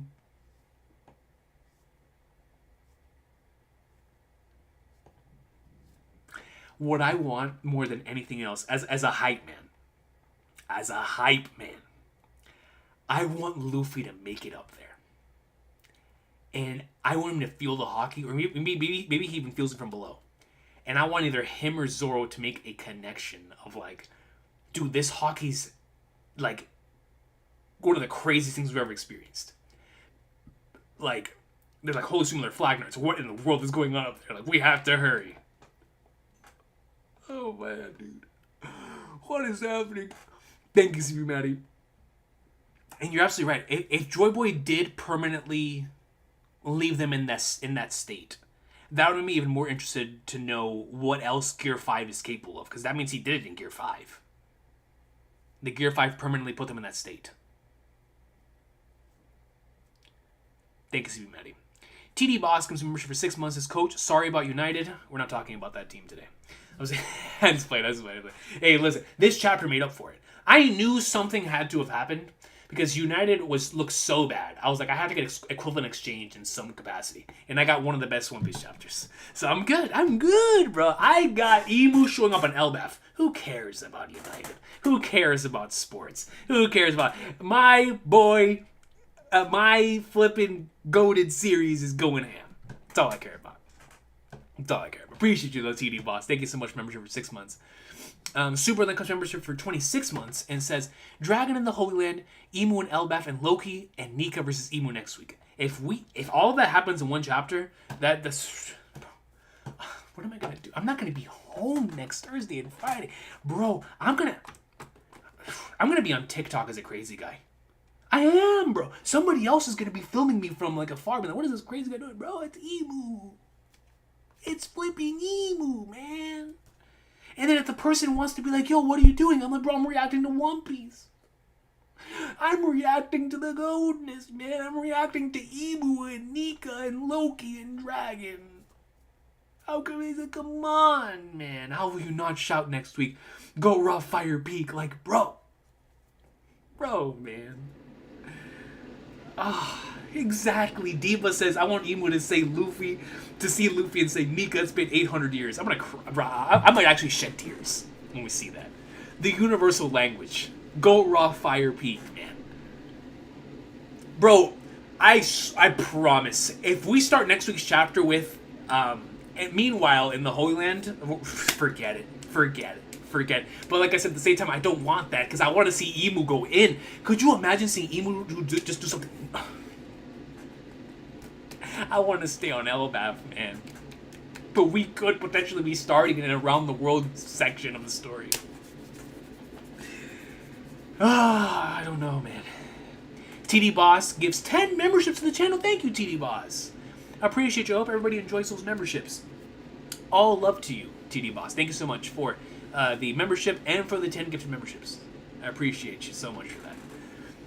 Then Akash Panda comes in with a 2 and says, now this world shall know Mu. That's literally what Emu said in this chapter. Now this world shall know Mu.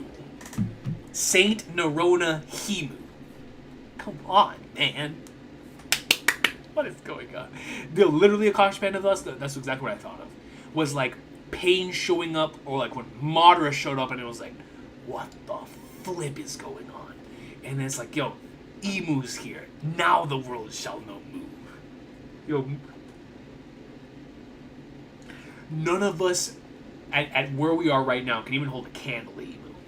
So it's like, what are we gonna do? We're struggling against the Holy Knights. Flipping, bro, we were struggling against Emu's subordinates, and then Emu shows up. Akash Panda comes in with a 5 and says some TCB mistranslations in Emu's dialogue. Complains about commotion is instead asks what's taking so long because we need assistance. That's what I implied it meant. So I suppose I thank you for the clarification though, because that makes so much more sense. Okay, well, what's taking so long? Like, we need assistance back in the Holy Land. That makes way more sense. So, oh man, that just implies that there's, bro, when we get to the Holy Land, we're gonna see chaos. The Godosei in their forms. The Revolutionary Army. Oh my god, bro. Bro, there's gonna be an earthquake, man. You have potentially Loki and Luffy versus Emu, and then dragon boxing the Gorosei. Bro, the Earth's gonna explode. The Earth is gonna explode. And if like Blackbeard and Shanks start boxing in the middle of all this, or if they go to one of these places, like Blackbeard goes to the Holy Land and Shanks come to Elbaf, oh god, man. So many possibilities. So many possibilities, bro. Thank you, Kosh Panda, who then follows that up with another 5 and says, last panel, Emu uses the same verb shihai to rule that Luffy used when he told Rayleigh that he will not rule over anything. Two contrasting. Oh, really interesting, and I never would have caught that because of the language barrier. That is interesting. So the shihai to rule that Luffy said he won't do, that's what Emu said that he will do. Oh, genius. The two contrasting individuals, the two contrasting gods of the verse. That is awesome. Thank you for sharing that, Akash Panda, because I never would have caught that. Even in their speech, they're different. In the way they look at things, they're different. Fascinating stuff. Oh, man, that come on, that's great. That's a great comment, Akash Panda. Thank you for that. Raz comes in with a 15. So her talking style being biblical, using thou and thee is adding so much tension too. No brick next week is crazy. Facts. Oda on fire like the Holy Land. Oda truly is on fire like the flipping Holy Land, dude. But yeah, you're right. Like I like the way that Emu. If it were a novel, we'd be able to instantly tell who's speaking because Emu speaks so differently compared to everybody else in the verse. Automatically adds age. It adds a different level of like resonance with the language of using thou and thee and things of that nature. Very interesting stuff for the Emu. And I'm wondering whenever we get into the flashback, did Emu speak? Who else spoke like Emu back like that in the past? Right. I'm curious. Thank you, Raz. Secret Turtle comes on the 5 and says,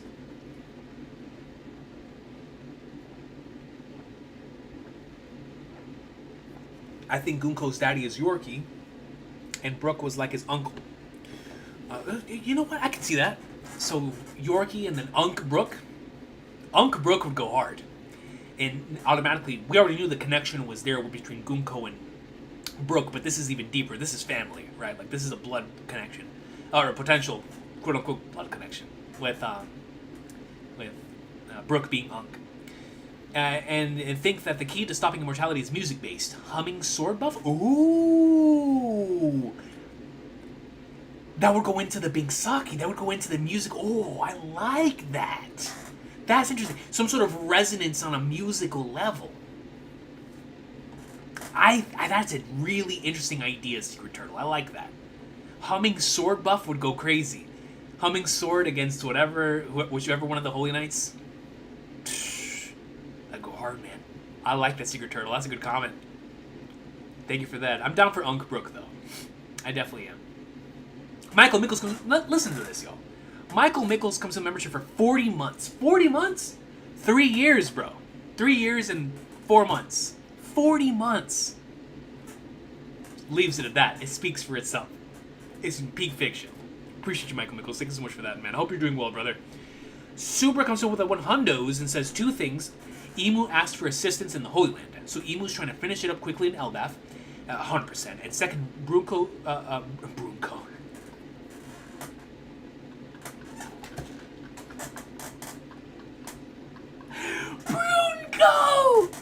Brooke is Gunko's dad, and Emu erased memories of Gunko?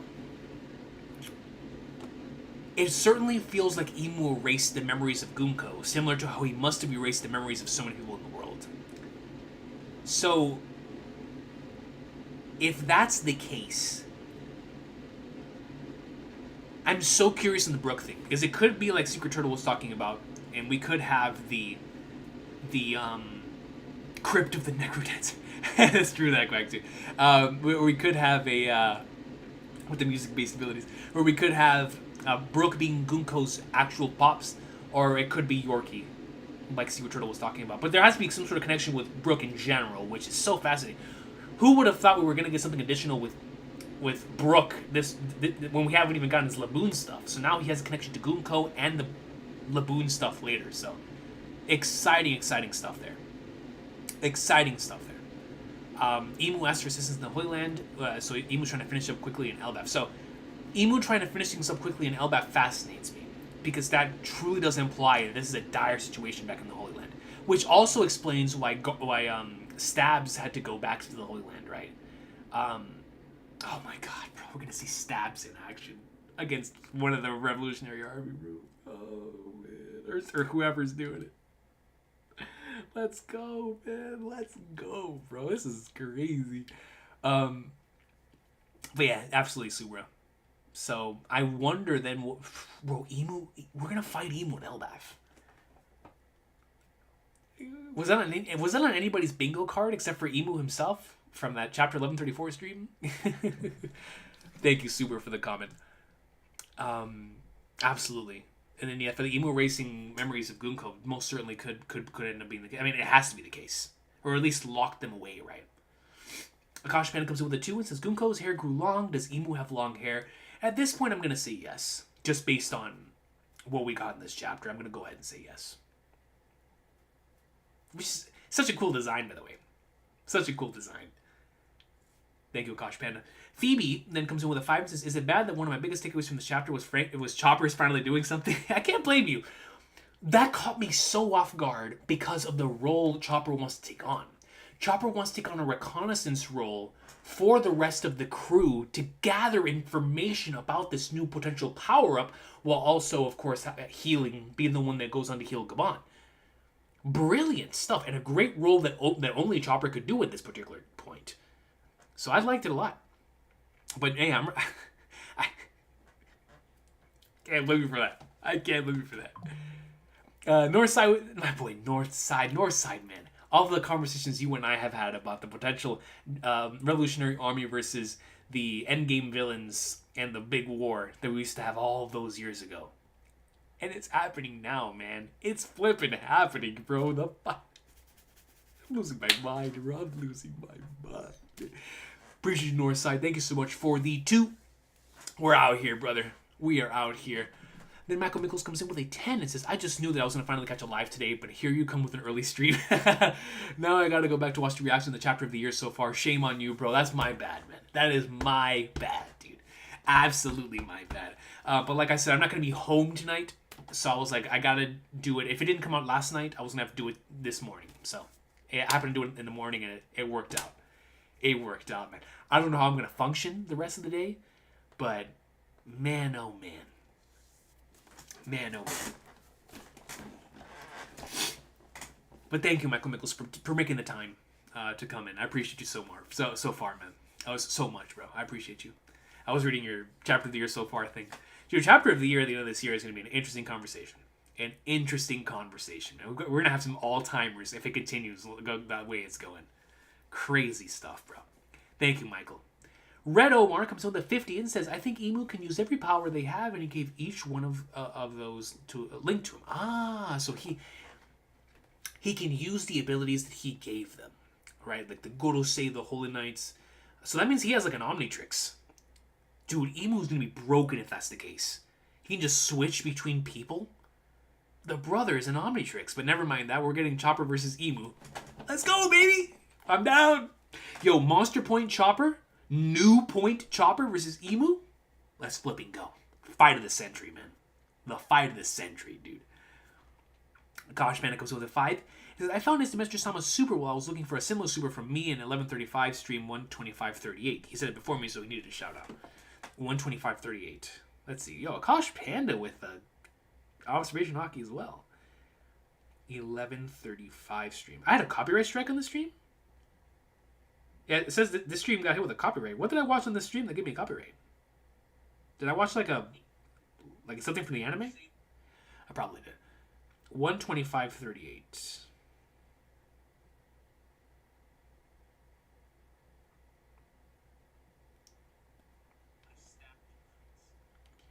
Or let's see.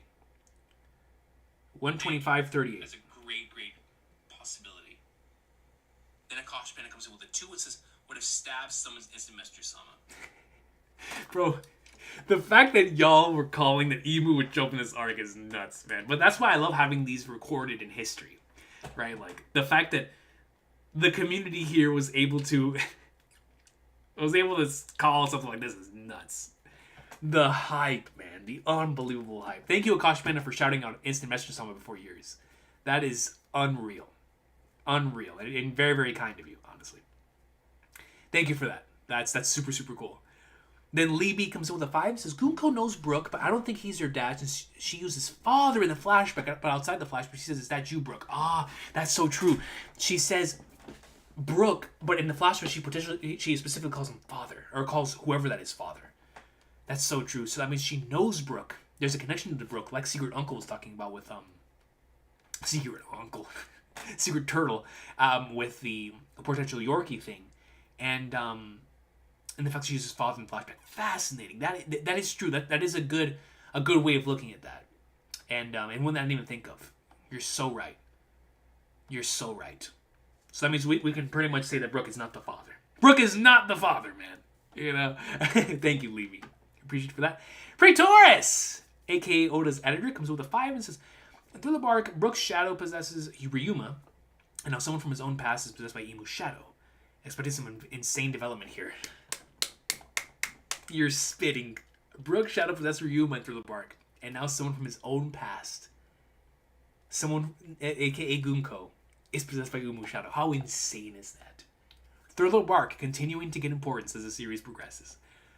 But does that mean that Imu... Oh, man. You're so right.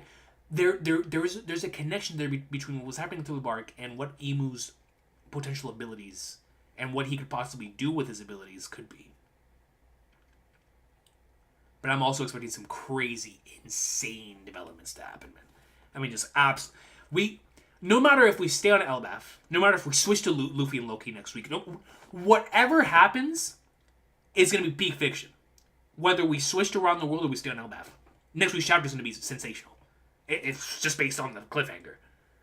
So, thank you for that, Praetorus. Absolutely. Insane developments incoming. This is already the craziest development so far. So, man. Who would have thought that the craziest arrival in this arc was not Figureland Stabs, but instead flipping instant messenger Saba, bro? Who would have thought? Akash Panda comes with the 5 says the word Gunko uses for father in her flashback suggests that she might have been royalty or a noble. Brooke knew her when he led the battle convoy.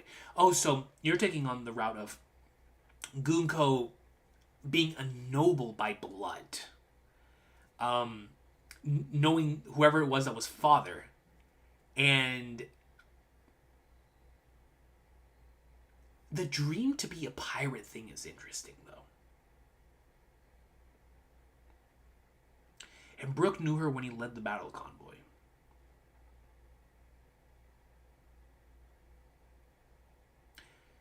That's a good point. Because, Bonnie specifically would say, like, daddy. Colin, daddy. But father definitely does imply like some sort of like eloquence, right? Like some sort of like royals normally say father instead of pops or daddy or something. So that's a good point. That's a great point, Akash. I didn't even think about it that way. That's true. So then what does that mean for Gunko? And what does that mean for when they potentially met? Right? Like in whatever point it was they met. Man, Brooke getting more importance is so cool to me. I'm excited to see what happens. Salty Steve comes in with a 10. I think Gaban falls near Luffy and tells him what is happening. And then Luffy and the rest goes up. Cue the Rock Final Boss theme song. Let's go. That is such a... Bro, you know what it's going to be, Salty Steve? It's going to be Gaban falls near Luffy. Luffy sees Gaban. We hear... Or Luffy feels the Conqueror's Hockey that is unleashed by Imu. And then we hear both the Rock's Final Boss theme song and then Cody Rhodes' theme song on the other side. That's what it's going to be, bro. And it's going to be peak. It's going to be flipping peak, man. That's a great cover. Thank you, Salty Steve. Yeah, no, for sure. I mean, it does feel like Gaban is going to fall down there now. It definitely does feel that way. It feels that way, and it also feels like we're going to get a moment where Luffy feels the Conqueror's Hockey from Imu. And he's going to make that connection. Man, that's going to be nuts. That's going to be so nuts, bro. Bro, Luffy and Zoro's reaction specifically to this Conqueror's Hockey has me so flipping excited, man. Because they have felt some crazy Conqueror's Hockey. Like, they fought Kaido. You know, like, they saw what Shanks did to Green Bull. They felt it. And then they saw what Joy Boy's hockey did through Emmett to the Gorosei. They felt the Gorosei's hockey. So do they say it's even beyond that of the Gorosei? Oh, can't wait, man. Akash Panda comes in with a 5. Following that, thanks, Salty Steve. Says, if Emu can control multiple people at the same time, then he can control everyone on his side and fight everyone in the final war by himself. Insanity. Dude, he would be playing a StarCraft type of game, right? Where you're in control of your entire army. That would be nuts. But that would be really cool to showcase a Luffy who does not want to control anyone and lets them fight on their own, doing their own thing, by an Emu who doesn't trust anyone and decides to take things into his own hands. Right? I think that's a really interesting parallel and connection between the two. Emu wants to control everything, even those that are in battle and fights by himself, boxing everyone. While at the same time, Luffy leaves everyone to be free and do their own thing while he goes in and fights Emu. It's an interesting difference, and I think it most certainly could end up being the case. But I'm down for that. Emu controlling everyone on his side? Like their chess pieces? You know how nuts that would be, bro? That would be flipping nuts. Insanity. Insanity. Akash Panda. We are in for some flipping peak, dude. Could you imagine that? I'm seriously, on some StarCraft stuff. It's like he's setting up his units, and he's... They're all... Bro, it's gonna be the mural, dude. It's gonna be the mural. Big behind Emu with all the other... Against the whole alliance, bro. Peak. Thank you, Akash Panda. Recon comes emerged for 38 months. Says, can't believe I've been subbed for 3+ years. 3 years, Recon. Thank you so much for that, bro. Thank you so much. 38 months is nuts, man. Y'all are crazy. Y'all are crazy, man. All love to you, Recon. Winston comes in with a super chat for 2 and says, Gunko's right eye changed to Emu-sama's. Really? I didn't even peep. Only the right eye? So if it's only the right eye, does that imply this is only half of Emu? No, I think it's both eyes. It's both eyes, right? Isn't it? This is both, right? I wish I could show y'all. I'd get deleted off of YouTube, but I wish I could show y'all. Oh yeah, the chess piece cover that Oda made. The chess piece cover that Oda made. That's true, Dastard. That's true. True Roofers is here. Peak chapter. That's how you know it's a peak chapter. That is how you know it's a peak chapter. Automatic peak chapter. True Roofers is here. Yo, I'll look to you, Superman. Have a good one. But it looks like it's both eyes, right? At least I'm seeing here. But let me know what you're seeing, Winston, because I think it's both eyes.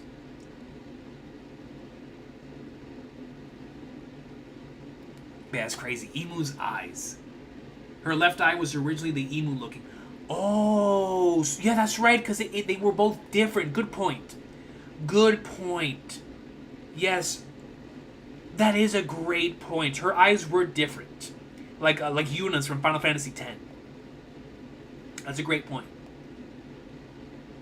And now they're both that way. Fantastic point. So now it's in full control. Yeah, good point, Winston. Very good point. Yeah, partial control, not full control. Exactly, Ronnie Williams. Exactly. Flame Emperor has burned the Holy Land. Sabo hype next week. Flame Emperor Sabo. Let's flipping go, man. That's exciting stuff. Thank you, Winston. Subra comes up with the hundos and says, Gaban used Futenraku, Never Fallen. Oh, is that like the name of the technique? Never Fallen? That's cool. To defeat an immortal and use Future Sight for 1 second. Also, Gaban has seen One Piece and Colin as his life's treasure. Bro. Gaban saw the Void Sentry. He saw the One Piece. He went to Laugh Tale. He went on all those journeys and riches, and his treasure is still his son. How beautiful is that? How flipping beautiful is that? Akash Panda says, you missed my second super about the color spread, did I? Oh, right here. Thank you, Akash Panda. I don't know how I missed that. Akash Panda comes in with a 2 and says, color spread Botakuri equals ripoff. a Shaki reference. Ah, hold on. Let me look at the color spread again. Is that what it says on there, Botakuri? Botakuri made cafe. Oh, that's cool. Love to Shaki. Love to Shaki. Man, I forgot this color spread even happened with how crazy this chapter was. Wow. Wow. Oh, wow, man. Dude. Why does this chair low-key look like Emu? I mean, this is Destiny Messenger song back here. Always watching. Always watching. Always watching. Appreciate you, Akash Panda. Thank you so much for that. But yeah, Super, no, you're absolutely right. Like, he saw the One Piece and Colin is still his life's treasure. Oh, snap, man. I gotta start packing soon. Let me get through a few more comments and then we'll end the stream. What I'm gonna do is, I'm gonna put out a post for an afterthoughts, and if I get the opportunity to record an afterthoughts, it's however long it may be, it probably won't be, it'll probably just be my voice. I'll put some footage on it, and then I'll put it out, because I gotta talk about this chapter. So I'll put a post out, hopefully I'll get an opportunity to be able to read some comments, and then maybe I'll be able to record in the car or something, but I'm gonna put a post out, and we'll see what we can do about the afterthoughts. You got some messages from our Japanese-speaking friend that needs to be... Oh, absolutely. Where is it at? Let me see. Thank you for letting me know, Lazy Mofos. Oh, here it is. Let's see. Fascinated here. What the flip is going on in One Piece, man?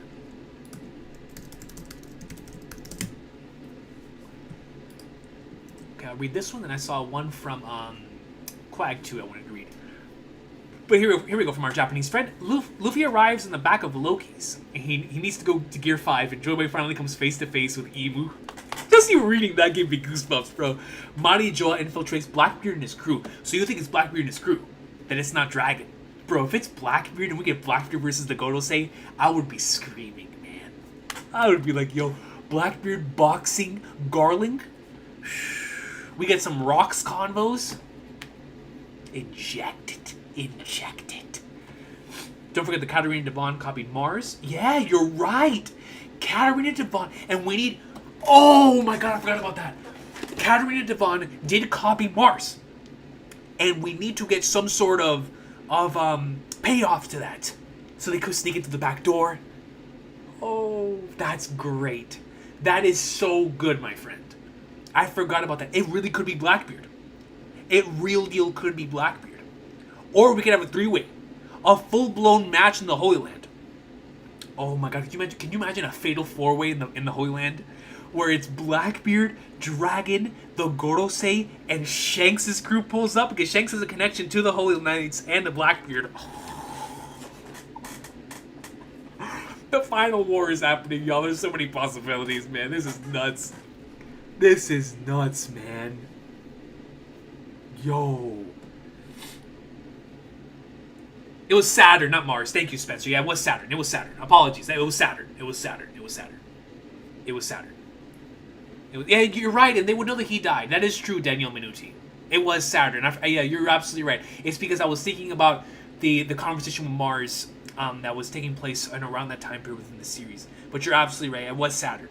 It most certainly was J. Garcia's Saturn. But they already know that he's dead and replaced.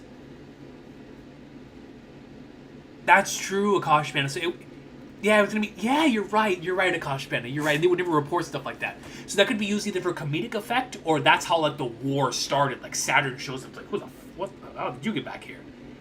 Stuff explodes. Great point. Great point. Great point. Wise Life Jody comes in with a 5 and says, Coach, who is most likely to unlock Conquerors this arc? Colin, Sanji, or Robin? By the way, Gaban, following might be a good thing since he will land by Luffy. 100%. Agreed with that. But as far as the other three goes, I would say in this arc, Colin. Because I feel like Colin could unlock Conqueror's Haki the same way that, like... I know they said someone else in the series unlocked Conqueror's Haki at a young age. Was it Hancock? That unlocked Conqueror's Haki at like a really young age?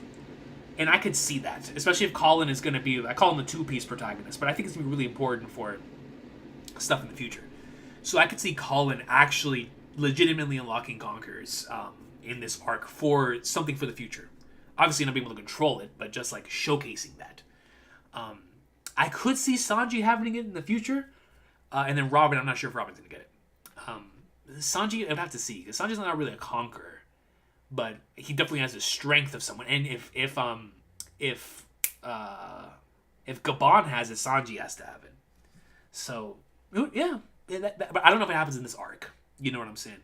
So obviously, the most likely is Colin there out of those three to happen. Where's that Quag 2 comment that I wanted to read? I think Emu might be able to control only those with the royal blood of a princess. He's obsessed with Lily, Vivi, and Gunko is strongly implied to be royalty. Quag 2, that's genius. That's the missing link. You're right. The obsession with Lily, the obsession with Vivi, and if Gunko is royalty the same way that was brought up earlier, that's the missing link. He's only able to control the princesses, but most of the princesses are on Luffy's side, and they have a connection to Luffy. Shirahoshi's an ancient weapon. Dude, you just blew my mind. That makes sense. That makes total sense. That's gotta be it. That's gotta be it, Quag 2. Good call. Good call. It was Ace. Okay, it was Ace. Thank you. Ace and Dofi. So it was Dofi and Ace that used it as a. So kid-wise, it was Boa, Ace, and Dofi that used it at a young age. From what I was saying. So if that's true, then I can almost certainly see Colin at the very least unlocking Conqueror's Haki, right? I could very, very well see that. But man, what a great comment, Quag 2. That was a great comment. Salty Steve comes in with a 5. Says, Brooke died 52 years ago. Gunko has to be at least 55 to 60 years old. I didn't even think about that. Brooke is really old. So how has Gunko remained this young? Is it similar to how the other characters remain young? Like the Gorosei aren't young per se, but they're still alive. So maybe Gunko was made immortal at the age in which we see her, but she's actually way older than that. That would make sense. That would actually make a lot of sense.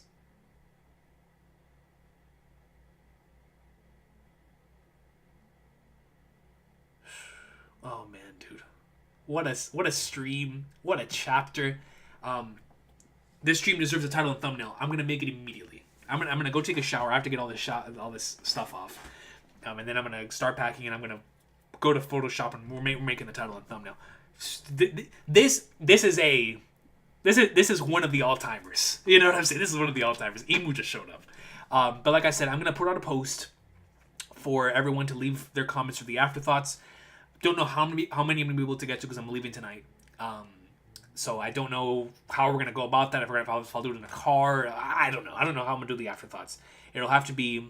I'm going to take some footage with me so that I can have that playing up here while I talk. We got to do an afterthoughts. We gotta do an afterthoughts, man. What a phenomenal chapter. Oh my goodness. I will see y'all next time. Lazy Mofo says Emu probably switches bodies every so often, so Gunko's the next vessel, I think. So then Emu's looking for the vessel after Gunko, which is what he wants Vivi for, and that would connect to what Quack 2 was saying earlier, and that makes a lot of sense. That honestly does make a lot of sense.